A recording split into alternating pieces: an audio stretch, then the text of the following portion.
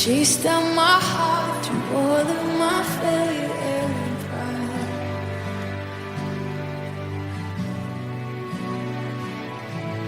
On the hill you created, the light of the world, abandoned in darkness to die.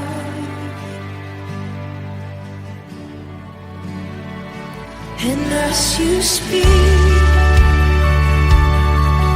100 billion failures disappear. Well, you lost your life so I could find it here. If you left the grave behind you so alive, I can see your heart and everything you've done. Every part designed in a work of art, covered in red. If you're gladly just surrender so alive, I can see your heart in billion different ways.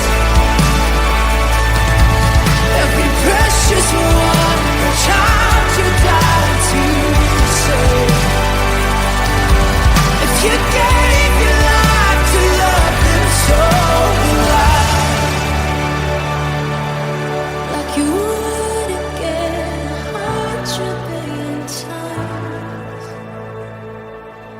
but one measure could amount to your desire.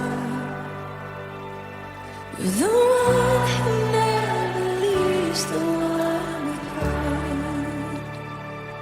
Imagine for a second you were in a deep sleep, and every other building around you were engulfed, and the chances that the fire will get to the building where you are is 100%. You have all of your flatmates, including your friends, exit the building, without anyone minding to warn you of the imminent danger. How would you feel for being left alone to suffer in ignorance? I believe you'd be so disappointed that even your so-called friends would not save you. But then, that might be too late because the house would have been engulfed in fire by the time of realizing. In the same way, we must warn the world of the imminent danger of hell. Many are treading that path. We have them everywhere. The sexually immoral, the drug addict, the proud, those pierced with great anger and malice over their neighbor, the sin-loving Christians, the murderer. There are even little forces that spoil the van. Many things that we tend to overlook or take for granted, but the Father isn't happy with us when we engage in such acts. Hell is a place of unexplainable torment, only meant for the devils and his demons. Hell is real, heaven is also real. The choice is yours to make. The good news of our Father is that heaven is a place reserved for the saved. We cannot afford to be found missing in the army processing to heaven. Time is running out. There is an urgent need for us as a church to rise, to see souls saved and established in our Father's house. We must speak out. Yes, it is time to speak out. We must seek every opportunity to show men the infallible love of the Father by going out to witness, by praying kingdom advancement prayer, by inviting others to church in our personal space, corporately, as a team. In our neighborhood, in the streets, in the train, in the bus, or in any other means of transport. We must always be conscious of the fact that our Father's house needs to be filled. Take a moment and look around you. There are empty seats, right? Yes, that's because you and I still have to go out and bring in many to the house of our Father.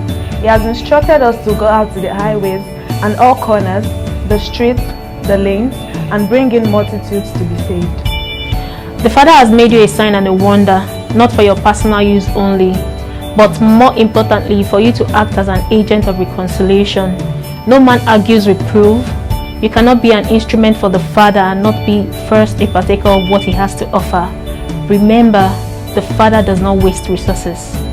Wisdom is required for effectiveness in our soul-winning endeavor. There is no one that cannot be accessed where wisdom is in place. Wisdom is better than strength. Wisdom is better than weapons of war.